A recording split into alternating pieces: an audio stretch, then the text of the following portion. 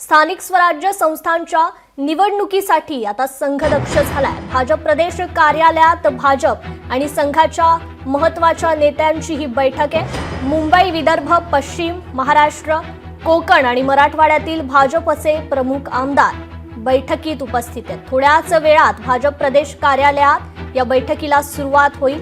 भाजप प्रदेशाध्यक्ष रवींद्र चव्हाण यांच्यासह संघातील काही प्रमुख पदाधिकारी या बैठकीला उपस्थित राहणार आहेत।